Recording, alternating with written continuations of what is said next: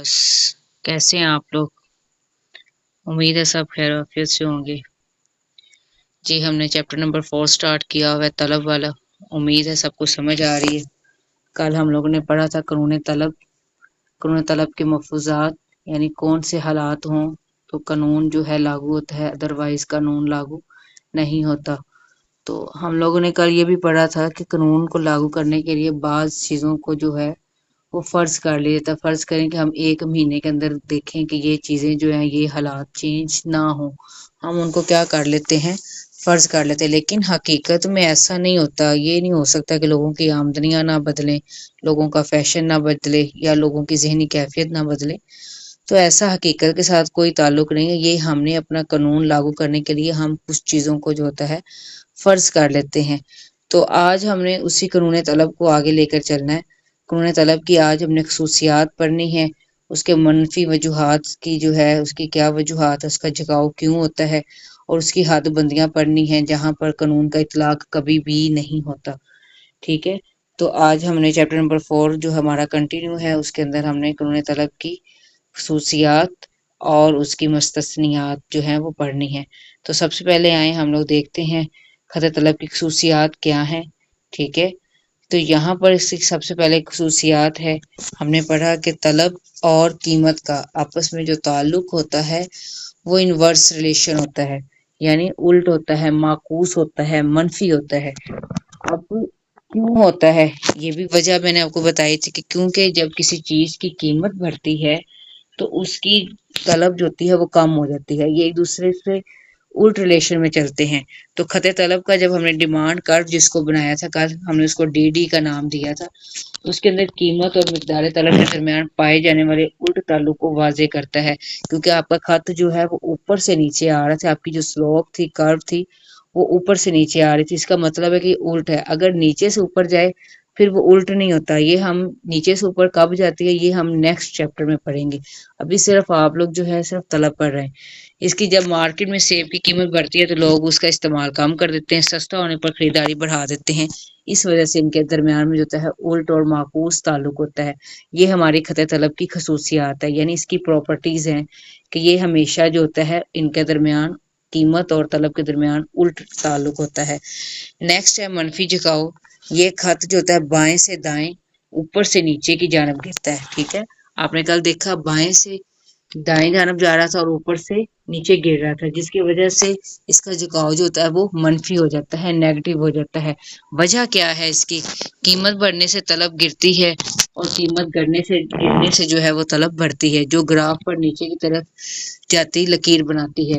क्योंकि हमने देखा हमारी जो है ऊपर इस साइड पर जो है हमने वाई एक्सिस पर कीमत रखी हुई थी और एक्स एक्सिस पर नीचे हमने तलब रखी हुई थी। जैसे जैसे आपकी कीमत नीचे आती जा रही थी उधर आगे से आपका क्या हो रहा था, आपकी जो है तलब जो थी वो आगे आगे बढ़ती जा रही थी। तो इस तरह जो होता है इसकी जो वजह जो थी मनफी झुकाव इसको कहते हैं। तो आपका जो खत है वो बाएं से दाएं, ऊपर से नीचे की जानब जो है वो गिरता है, इस वजह से इसका झुकाव जो होता है वो मनफी होता है। नेक्स्ट है आपका, इसके मफरूजात जो है आपने पढ़े थे, तो उसके अंदर भी हमने जो डिस्कस जो कल चीज़ें की हैं और भी जो मैंने स्टार्टिंग में आपको बताई हैं वही चीज़ें हैं कि इसके अंदर जो है मखसूस वक्त जो है खत तलब जो है किसी खास अरसा वक्त को मद्देनजर रख कर ही मरतब किया जाता है। यानी आप इसको ये नहीं कह सकते कि कभी भी इंसान का जो है जहनी कैफियत नहीं बदलती, फैशन नहीं बदलता, आमदनी नहीं बदलती। तो ये हमें अपना कानून लागू करने के लिए हम कुछ चीज़ों को कांस्टेंट कर लेते हैं, उनको हम फिक्स कर लेते हैं कि फ़र्ज़ करो ये चीज़ ऐसे नहीं होगी। तो अपना सिर्फ कानून लागू करने के लिए, अदरवाइज रियलिटी के अंदर इस तरह का कोई कॉन्सेप्ट जो है वो नहीं है। दीगर हालात हमने पढ़े थे हमारे कानून के अंदर, खत तलब की जो हमने कानून तलब जो पढ़ा था उसके अंदर हमने कहा था सारिफ की आमदनी, उसकी पसंद, मुतबादिल अशिया की कीमतें तब्दील नहीं होनी चाहिए, तो फिर कानून का इतलाक होगा। तो ये इसके अहम शराइत थे और असूल थे, इसको हम मफरूजात भी कहते हैं। तो हमने ग्राफ का जो ग्राफ बनाया था इसके एक्स एक्सिस पर हमने तलब की मिकदार लिखी थी और वाई एक्सिस पर कीमत को हमने दिखाया था। तो ये इसके असूल हैं खत तलब को बनाने के। ठीक है, यहाँ पे आपको एक ग्राफ नजर आ रहा है, ये जो नीचे से ऊपर जा रहा है इसको आप नहीं देखेंगे जिसके ऊपर एस लिखा हुआ है, आप देखें जो ऊपर से जो है डी का कर्व आ रहा है, इसी को देखें जो हमने कल बनाया था। तो ये हमारा कंज्यूमर जो है वो सरप्लस है। तो कंज्यूमर यानी सार्फिन का जो खाता है, क्योंकि डिमांड का ताल्लुक जो होता है वो हमारे साथ होता है, हम कंज्यूमर्स के साथ होता है, सार्फिन के साथ होता है जिन्होंने चीजें लेनी होती हैं। इस वजह से वो कीमत को मद्देनजर रखते हुए चीज की तलब कम ज्यादा करते हैं। इस वजह से इसका खत जो होता है मनफी झुकाव होता है। और अपने कानून तलब को नाफिज करने के लिए हमें मखसूस वक्त जो है मद्देनजर रख कर करते हैं, और हालात जो हैं उनको हम सेम वैसे ही रखते हैं जैसे एक दफा होना चाहिए उनको। और दूसरा हमने ग्राफ को बनाते हुए एक्स एक्सिस और वाई एक्सिस का ख्याल रखना होता है कि एक्स एक्सिस पर हम किस चीज को लेंगे और वाई एक्सिस पर हम किस चीज को लेंगे। तो ये इसके अहम शराइत और उसूल थे। अब हमने करना है कि इसका मनफी झुकाव अगर होता भी है तो उसकी वजह क्या है। खत तलब का झुकाव अभी हमने पीछे पढ़ा, वही चीजें आगे हैं, इसको डिटेल के साथ आप पढ़ेंगे। खत तलब के झुकाव का मनफी होना कैसे होता है, क्यों होता है, इसकी क्या वजूहात है। तो यहाँ पर देखें, सबसे पहले जो है इसके अंदर आपको नजर आ रहा है यहाँ पर कीमत का असर होता है, ठीक है। क्योंकि जब भी किसी चीज की कीमत गिरती है तो ग्राहक की जो कुव्वत खरीद होती है वो बढ़ जाती है। वो इसी बजट में ज्यादा सामान खरीद सकता है, जिससे मजमूई तलब में क्या हो जाता है, इजाफा हो जाता है। जिसको कहते हैं ये कीमत का असर। कीमत के असर की वजह से भी खत तलब का झुकाव जो होता है वो मनफी हो जाता है।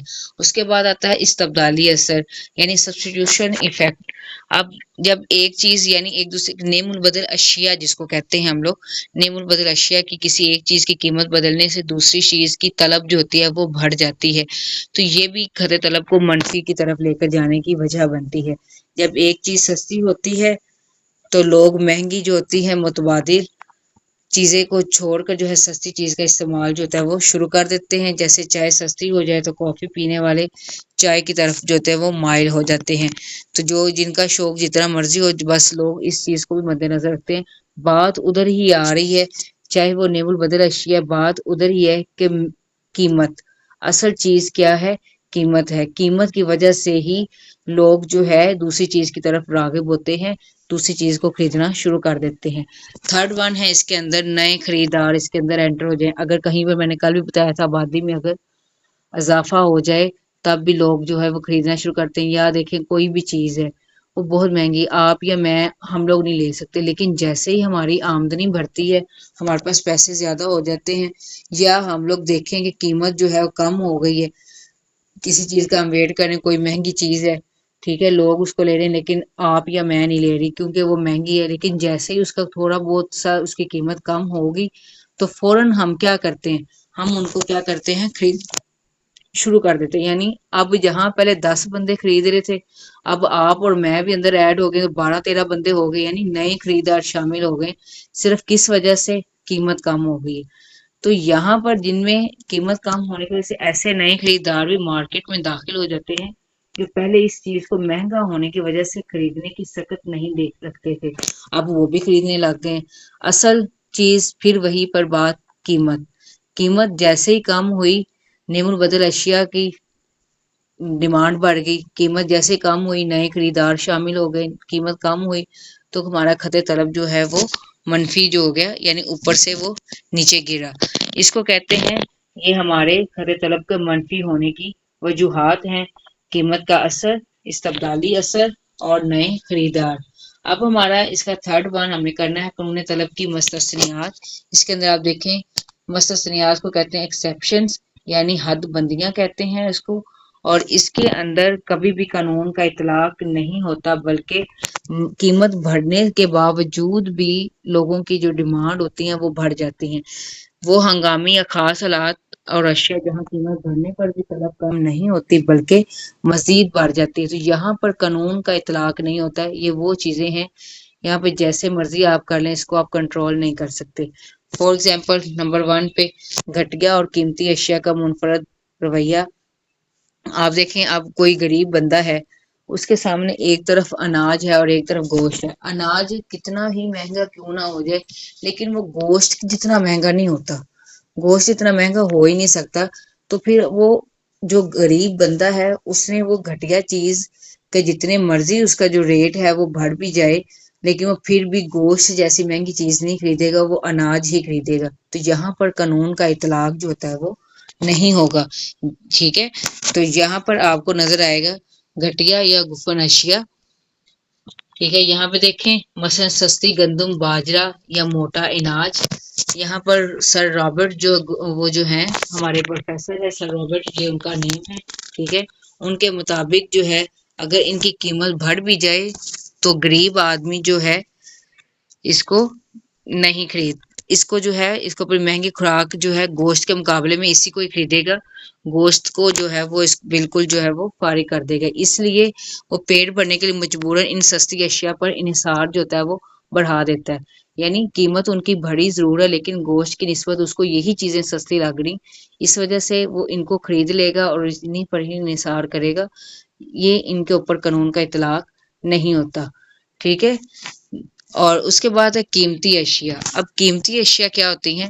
اب کچھ امیر لوگ ہوتے ہیں، ان کی عادت ہوتی ہے، ان کی نیچر ہوتی ہے کہ چیزیں جتنی مرضی مہنگی ہو جائے لیکن وہ دکھاوے کے لیے انہوں نے بہت زیادہ چیزیں لیتے ہیں تاکہ لوگوں کو پتہ لگے کہ بھئی بڑی مہنگی چیز ہے، اس کے پاس بڑا پیسہ ہے۔ اور مہنگی چیز کا ریٹ سب کو پتہ ہوتا ہے اور ہر ایک کو پتہ ہوتا ہے کہ یہ جو کوئی بھی چیز نئی مارکیٹ میں نہیں ہوتی ہے، امیر لوگوں کی کوشش ہوتی ہے کہ ہم لوگ اس چیز کو پہلے لے رہے ہیں، اور جیسے جیسے ریٹ بڑھتا ہے ان کی ڈیمانڈ اس طرف زیادہ رجحان ہونا شروع ہو جاتا ہے۔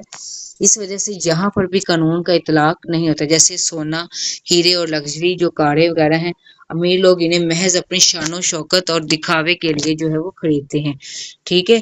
ان کی قیمتیں جو ہوتی ہیں جتنی بھی زیادہ ہو جائیں تو ان کے عمرہ جو ہیں یعنی امیر لوگ جو ہیں وہ ان کی طرف جو ہے وہ زیادہ راغب ہوتے ہیں اور ان کو پہلے سے زیادہ پرچیز کرتے ہیں۔